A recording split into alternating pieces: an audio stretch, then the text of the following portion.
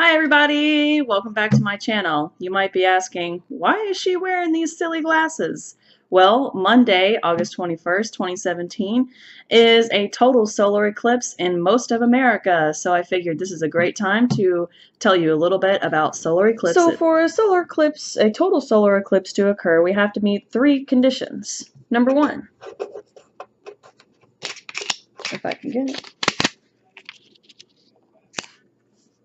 The moon has to be between the Earth and the Sun. It has to go Sun, Moon, Earth, or Earth, Moon, Sun. If it went Sun, Earth, Moon, that would be a lunar eclipse, but we're looking for a solar eclipse. So for a solar eclipse to occur, the moon has to be between the Earth and the Sun.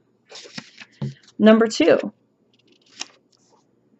the Sun and the moon have to be the same relative size in the sky. I will teach you about what happens when they aren't the same relative size in the sky.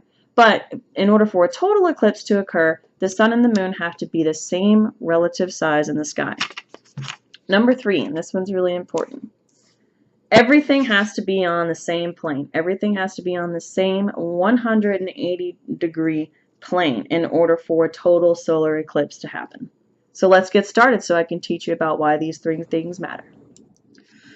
So a solar eclipse of any kind is whenever our moon comes in between the sun and the earth. Now there are several different kinds of eclipses, but this one in America that's happening on Monday is so special because it's a total eclipse. So I'm going to demonstrate here what kind of eclipses are going to happen given the positioning of these three bodies, the sun, the moon, and the earth.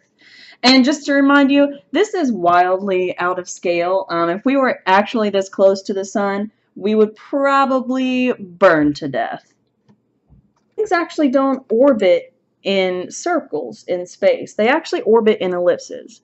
And this is a very elongated form of the ellipse. They circle and orbit in nearly circular paths. So I just elongated this just to kind of make sure it's very clear. So if this is the middle here, Earth actually isn't, and this is the moon's orbit, Earth actually isn't dead center right here. Earth is just a little bit off center. So that gives us two positions that the moon can be in. Over here when it's the furthest away, and here when it's the closest. And this right here is called the perigee of the orbit. This over here is called the apogee of the orbit. So for a solar eclipse to occur, we need to be in the perigee. Also, we have to make sure that these axes line up, because although this looks great on a flat piece of paper, this isn't actually how it's happening in space. This orbit is going on in space in a three-dimensional plane, so sometimes the moon and the Earth aren't on that same plane, which is what I'm demonstrating here. So in order for this eclipse to happen, we have to have the sun, the earth, and the moon on the same plane, this same plane right here. So I freehanded this, so this probably won't be perfect, but they all need to be on the same plane. That was actually pretty close. Now, since the moon orbits in a three-dimensional space, sometimes they aren't all lined up perfectly in this plane. Sometimes the moon is just slightly above the earth. So even if the moon comes between the earth and the sun, and it's above the earth here, an eclipse will not occur because this 180-degree plane needs to happen. And this is an exaggerated angle. Typically, the difference in angle between the earth and the moon is about 5.1 degrees. The second thing that matters for an eclipse to occur is the relative size between the moon and the sun. So let's go back to our perigee and apogee. When we are at apogee, the moon is actually it appears slightly smaller to the sun. So whenever the moon travels to in front of the sun, not all of the sun is covered up.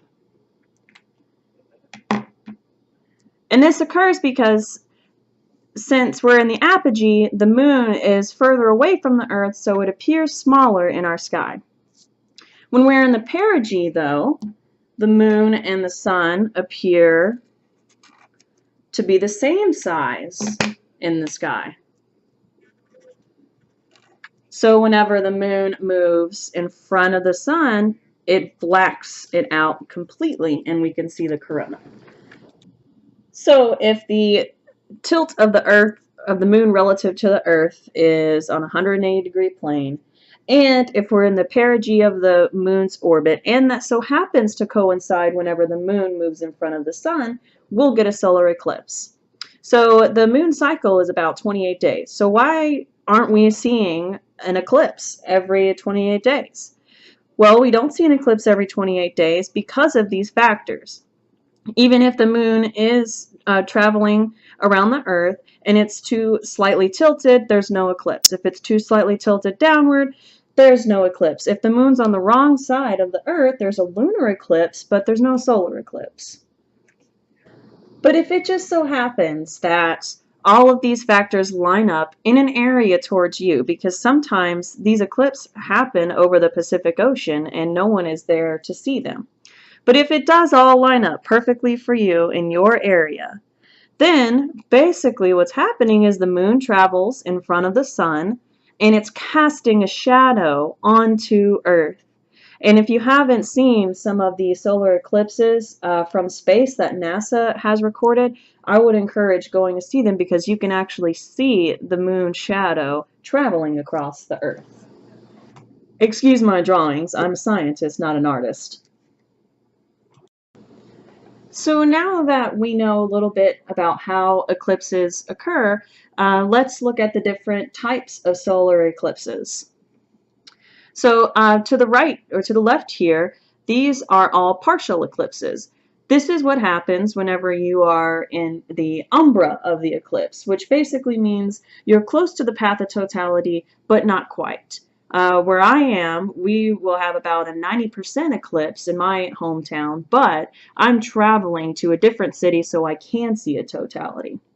So if you're in the umbra of the eclipse, you can go online and look up some eclipse maps, and there's a really great interactive map on NASA's website that you can go to. You can determine if you're in the path of totality or not.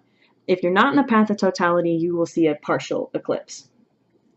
Now, moving on to, well, what if we already know that in order for a total eclipse to happen, the moon has to be at the perigee of its orbit. But what if it's at the apogee? What if it's just a little bit smaller? Then we get what's called an annular eclipse right here in the middle, where the moon doesn't completely cover the surface of the sun.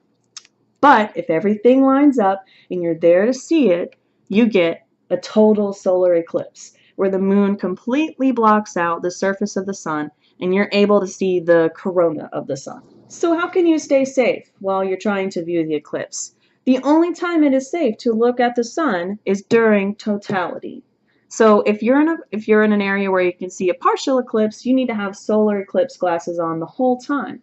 But as the moon starts traversing further and further over the sun and you get to totality, you should take your glasses off because this is the spectacle.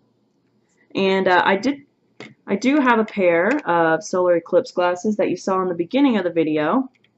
These are fancy ones, so you don't have to get these. And they're just very highly reflective lenses. I actually put these on and went outside in the middle of the day and stared straight at the sun for a while because I just thought they were so amazing. But as you can see, even if I put it up to my camera here, nothing gets through that. So that's why it's really important to wear your glasses when you're viewing the eclipse. Alright guys, thank you so much for listening to me today, and if you want to know more about solar eclipses or lunar eclipses, just let me know. Leave a comment, subscribe. Thank you very much.